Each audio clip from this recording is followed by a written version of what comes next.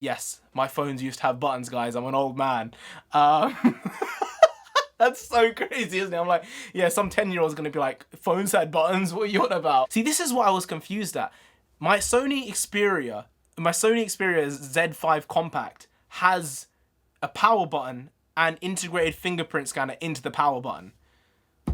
But for some reason, the Sony Xperia 5 doesn't. Why? That's confusing to me. I'm definitely confused. Hey, how you doing? Didn't see you there. This is not really the regular content on this channel, but what I will say is back to one of those classics. It's unboxing time! The worst unboxings online. Yep, tagline, signed, sealed, and delivered. So, right now I'm going to be unboxing the Sony Xperia 5. Yeah, I mean, the box is a bit bashed up, which is not really a good sign. But, you know, I don't think I've ever understood brand loyalty in my life. This is a business marketing thing, I guess. But I've always thought it's been a bit of a nonsense thing, because throughout my life, I've never really experienced this thing of being like, I'll buy this one because it's this brand. But I think I realized it for the first time in my pseudo-adult brain, being like, oh, damn. Like, I want a Sony phone. I've had a Sony phone.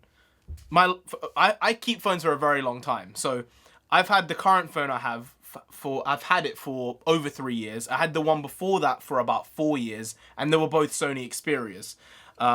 Obviously, I'm a cheap motherfucker, so this is a Sony Xperia Z5 Compact. You know, it's the cheap one, but it's lasted me well. It's lasted a long time, and I've got good use out of it. But, you know, 32 gigs of memory, the thing is dying. 2 gigs of RAM, the thing is dying.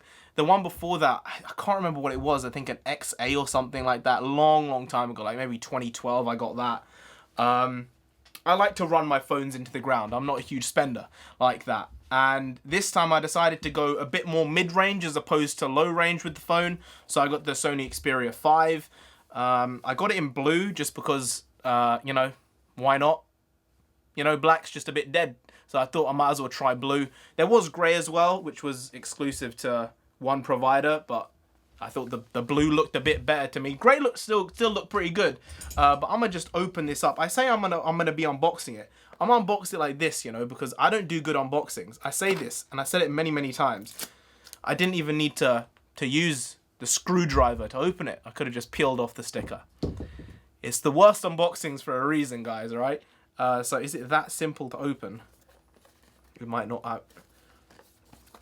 I am actually struggling with this. I really shouldn't be struggling with this. It's the worst unboxings, guys. Come on, give me a break, alright? I'm not having it. I actually look like an absolute idiot right now that I can't open this fucking box. Okay, right, I've almost got it up. So that's the box. It says Xperia 5 on the sides. I'm pretty sure the cost of this phone, if you were to buy the handset itself, is like £600 to £700. But the deal I got was, I believe, £30 a month for 2 years, a 2-year contract. So it ends up being less than £900, less than £800, I think, over the 2 years. And as well, I got a free pair of Sony Xperia earbuds as well. They haven't come yet. I have to fill out some forms. They make it difficult. They make it really difficult for you to cancel your contract with your current provider and to get these free perks. They don't make it easy to get these things. So, oh, that is super tall. Like that's tall. I think it's like over 6 inches tall. It's got a 21:9 screen ratio. So I think that it's a very unique looking phone because of that. Oh, I like it. Let's see. Okay, that's not really what I want, but it's still, I'm not saying that not really what I want is from the look of it. But it looks a bit sneaky. It looks sneakily good here. I didn't think the aluminium around the side, I think it is, would look this good, but it looks like they've done a pretty good job with it.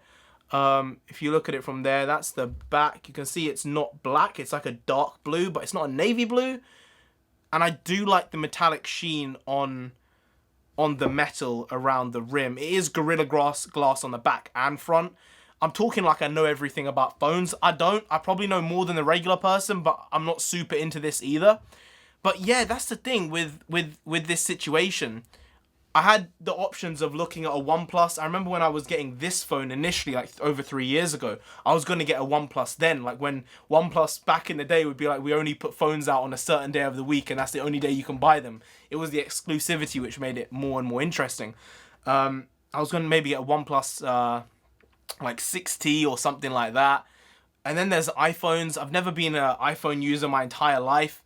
My first phone actually was a Sony. That's the honest truth. The Sony Ericsson. It had like light up LEDs behind the buttons on it. Yes, my phones used to have buttons, guys. I'm an old man. That's so crazy, isn't it? I'm like, yeah, some 10-year-old's gonna be like, phones had buttons. What are you on about? Yeah. So that was my first phone. So Sony, honestly, like legit. I might be like a brand ambassador one day. Hit me up. Like, I'll be the guy. I love your products generally. So I do like the design of it. The one thing I was dubious about, and I think I may have been right on, was the smudgeness, the back smudges because of the Gorilla Glass. Like, there is a lot of smudging going on there. I love the design. I love the look of it. But there is a lot of smudging happening around the back. I don't know if it will pick it up exactly, but if I don't really want to do it, but maybe you can pick it up. It's fine, but I feel that was probably going to be a problem, and it seems like it might be. Not super important though, I guess. I'm just going to turn on the phone now. Will it turn on? There you go. I like that. I like that. I do like that. Oh, it's still there. Sony Xperia. I'm watching it through the screen here. I'm not even watching. Whoa, that was pretty mad because I'm looking at it through the actual the viewfinder there. So it's just loading. It's just loading. So I'm a bit impressed with this. I wasn't sure exactly. Like if you look at the screen to body ratio is pretty good. It's not like there are huge bezels around the side or around the top and bottom. But specifically for content and video gaming and stuff like that, it's pretty good. Maybe I'll play more video games with this phone. Okay, so I'm just gonna have to set the phone up. But with the phone itself, you know, it does have benefits that most phones don't. Specifically for Sony, they produce a lot of cameras for other smartphone makers, but they've never really done a great job with their own cameras, and I think they're getting onto that trend of being able to maximize their own utility within their own products now. So I do expect maybe the next generation of Sony cameras to maybe rival, or the one after that, something like the iPhone or the Samsung. Obviously, there are other applications within this phone, and that was a big reason why I got it. The Cinema Pro app is something I really want to use over the next couple of months and years, and I think it's something that would be really useful for most filmmakers to get an idea of how a real manual camera works without having to stick autofocus on or set your manual focus and then changing the focus all the time. Like, you can do that from a phone, and you can get a sort of a realistic camera experience as you would with a real and proper filming camera for film or TV on a very compact device. Yes, it's not fully there and it's sort of a light version, but I think from the things I've seen, it would help my own production skills and my learning of how all the things within a camera work and function without being like just click record as a lot of people do, because you know I'm an actor. That's my goal, is to be a working actor, and just the editing process and production and lighting, all those things I've learned a lot more of over the last couple of years through YouTube. So yeah, as I said, worst unboxings. One, the unboxing was terrible. There wasn't really a lot to unbox, but I'll set up the phone in a bit. You can see here, there's like a string of buttons across this side panel here. So at the top here, there's a volume recorder. No, it's a volume up and down, volume jack. No, that's not right. What would you call it? A volume rocker? I don't know the word. This thing which does the volume, like it goes up and down, you know, I'm an idiot. Technically, I'm an idiot. I am, you know. Then there's a fingerprint sensor, which I'm not sure about the exact quality of, because some people have said that it's good. Some people have said they've had problems with it. I don't mind either way. I'm not a huge fan of fingerprint sensors. I like typing in my code. I'm old school like that. I'm old school in general. Then there's a power on off button, which was confusing to me just because, you know, you live in a world where people have like touch fingerprint inside your phone, or they have an on off button which also doubles as a fingerprint sensor. Sony decided to be like, nah, screw that. Yeah, but nah. Yeah, nah. This is a definite yeah, nah, yeah at that moment. Nah, yeah, nah. This is not happening here. So they decided to put the power button and the fingerprint sensor separately, which is odd. It is odd. It's not normal. But then I suppose that's what makes Sony, you know? But then they also give you other benefits, like a dedicated camera button as well. It does shutter, so it will help focus the image before you take the image.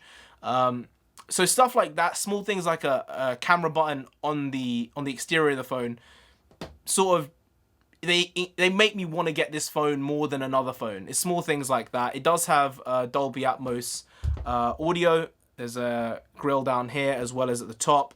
USB Type-C charger, I believe. And there is the... There, do you see that? I hope you see that, because that's not how I have to change the focus then all the time. Do you see? I'm learning these things. Yeah, that's the micro SD SIM and micro SD card slot and SIM slot, which is great. Expandable storage is super important.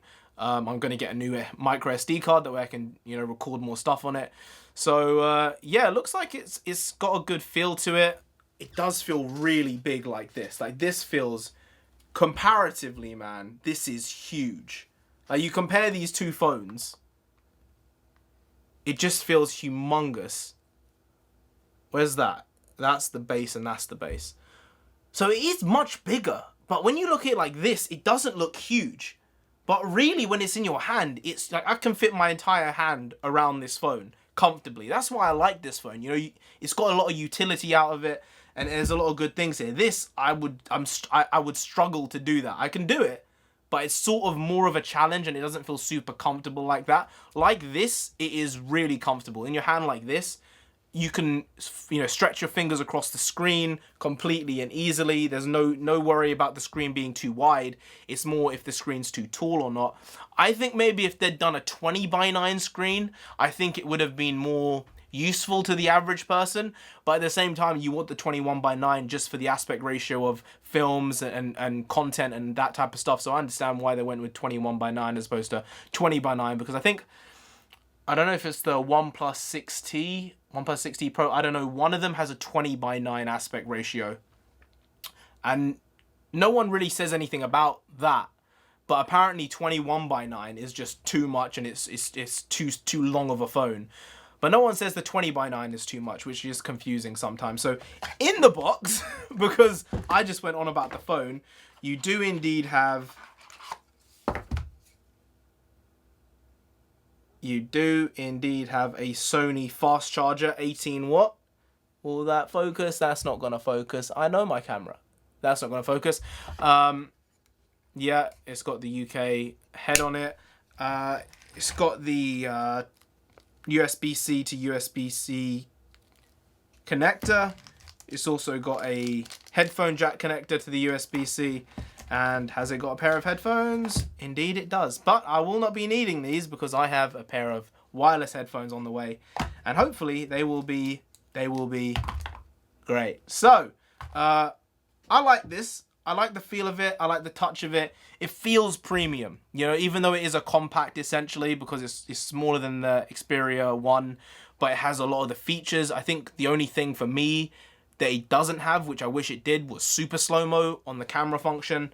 But other than that, it has a lot of the same functionalities of the Xperia 1, just with being cheaper and more compact. I think I'm losing my voice. Cheaper and more compact. So I think for both those reasons, the regular person is probably going to like the Xperia 5 more than the Xperia 1, just because it is smaller, it fits in your hand better, it has a premium feel to it still, and it has a lot of the same functionality and usage of the Xperia 1, minus very few features. So I think for me, for £800 over 2 years, including 20 gigs of data, unlimited texts and calls, with fast internet speeds, not restricted internet speeds, I think it's a pretty good deal. So while I am a Sony fanboy and Sony hire me, hey, sponsor, no, well maybe, who knows, I think I've got a good deal on this phone, because sometimes you feel like maybe I've not got the best deal on a phone, and then 3 weeks later you see something else. Doesn't happen very often to me because I very rarely get new phones, but when you do, you get it, and then you feel maybe you've pulled the trigger too soon, because apparently there's an Xperia 5 Plus coming out. I don't know what's going on. That's coming out in like maybe middle of the year, but I couldn't handle having this phone anymore. I think it had passed its prime time about 2 years ago. But you have to keep soldiering on. See, this is what I was confused at. My Sony Xperia Z5 Compact has a power button and integrated fingerprint scanner into the power button. But for some reason, the Sony Xperia 5 doesn't. Why? That's confusing to me. I'm definitely confused. So, that's the unboxing. Great content, right? If you don't know, I make really good content. Anyway, guys, if you did enjoy this video, please do like, share, comment, and subscribe to the channel down there. If you didn't, I don't know. Apparently, Microsoft will come this year, because Microsoft bigging their mouth up, dissing Sony, dissing Nintendo. What's happening? An American company dissing some Japanese ones, yeah? Not having it, my man. Not having it. Man's coming out like, oh, Sony and Nintendo aren't our rivals anymore. It's not them, they're weak. It's the PlayStation and Nintendo, man. You're Xbox, you're the new boys. You're literally the new boys. It's ridiculous. They're like, Microsoft saying stuff like our real competitors are Amazon and Google. It's like, I mean, technically, you're right in some aspects, but don't belittle like these other companies like that. It's not on. It's not on. So, you know, just subscribe anyway. That would be great. Now, I've been NarendraTheComic. You've been great, and I'll see you next time. That's tomorrow. Indeed, make a video every day. Not stopping till we get to 10,000 subscribers. And trust me, I would know. I'd know the pain. It's been over 600 days. I'm still going. Do subscribe. See you tomorrow for some more quality, shitty content. See you tomorrow. Skadoosh.